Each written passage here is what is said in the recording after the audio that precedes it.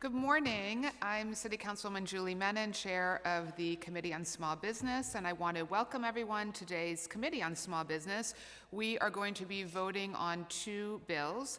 The first bill, which I'm the sponsor of, is Intro 116, which is co-sponsored by a supermajority of 40 council members. It will create a one-stop shop NYC business portal that will be accessible in 11 different languages. This bill will consolidate all city permits for small business into one website, one app. Additionally, a business can review and pay outstanding balances on any existing violations. This portal will be easily accessible and easy to navigate, and SBS will be required to review this portal every 3 years and survey small business owners to obtain feedback for how effective and efficient it is for users. Small businesses frequently cite an alphabet soup of city agencies as a barrier to running their business. For example, according to the Institute of Justice, just running a restaurant requires an owner to submit 20 separate forms, engage with 8 different city agencies, and pay thousands of dollars for licenses, permits, and registrations. Opening a barber shop takes an average of 56 steps, 12 of which must be completed in person. As a former small business owner, these processes can be overly complicated and burdensome, and there's no reason for small business owners to have to take off multiple days from work simply to get a license or permit. Due to the pandemic, according to the 2020 Partnership for New York City report, at least 1/3 of the 240,000 small businesses in the city may shut down. We need to do all we can to help our small businesses, and that starts with a simple process that takes away the bureaucratic burdens put on small business owners. This legislation will streamline New York's regulatory process. The second bill, Intro number 383 by Councilmember Gail Brewer, would amend the Commercial Property Vacancy Register law, which changes to registration requirements and require the Department of Finance to release related supplemental registration data 60 days after the reporting deadline. I'm very proud of the legislation before our committee today, as it will transform New York City with a critical platform that makes it easy for small businesses to manage everything needed for their business.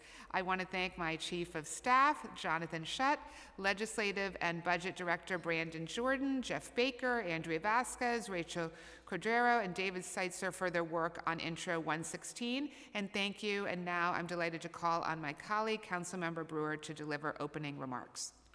Thank you very much, Councilmember Menin, and I want to say also thank you to staff, because there was a lot of negotiation on Intro 383, particularly to change, as the chair mentioned, from 90 days to 60 days. I think one of the topics that New Yorkers want to know is, why is this vacancy store vacant for so many days, years, decades? And although there's no easy answer, there's no write-off, city, state, or federal, there is the question of keeping the data. And some of you know that I'm very focused on open data and data in general. And as Borough President, I was proud to pass Local Law 157 of 2019, which established the city's first database to track vacant, ground, and second floor storefronts, and we did that with then Councilmember Helen Rosenthal. This database is unique, as it includes individual building information as well as an aggregate information. And I want to say we had, as Borough President, a large group task force on the issue of stores and vacancy in general, and they do support, even as owners, this kind of database, because it's not extra work. This is information that owners already include as part of their submissions to the city. So that database went live in 2021. But work needs to be done to increase its usefulness as a tool to address the commercial vacancies. And I know that during the pandemic there were even more, there are fewer now, but before the pandemic, tons of vacancies, particularly now in larger storefronts. Neighborhood civic groups use this database to map vacancies in their areas, as well as people looking for storefronts, and owners too use this database to fill with new businesses. Data, however, is not shared in a timely manner. Hence, the information is provided currently with a long lag, and it can be outdated. This bill would require more timely updating of information, which would render this data set significantly more helpful to business owners, to policymakers, and to the community that wants to know what is going on. This bill will require reporting on vital information to assess the proliferation of commercial vacancies, including whether ground floor commercial properties are currently vacant, if the owner or commercial tenant occupies them, and the expiration date of the last lease.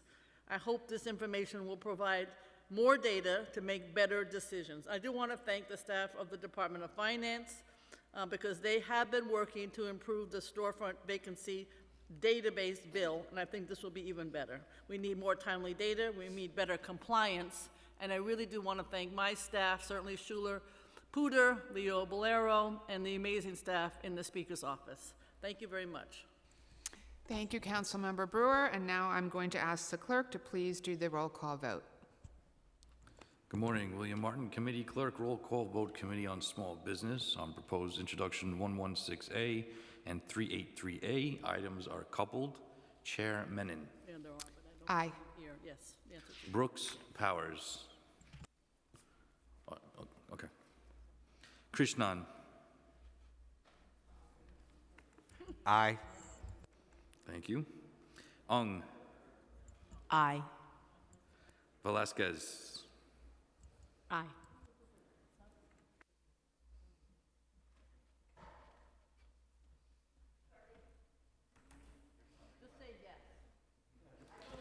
Brooks Powers.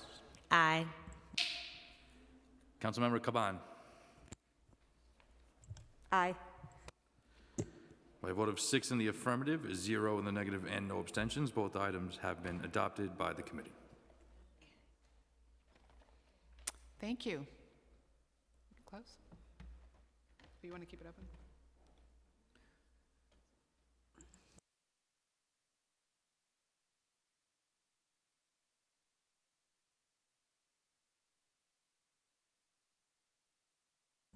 And this now closes the hearing. Thank you, everyone.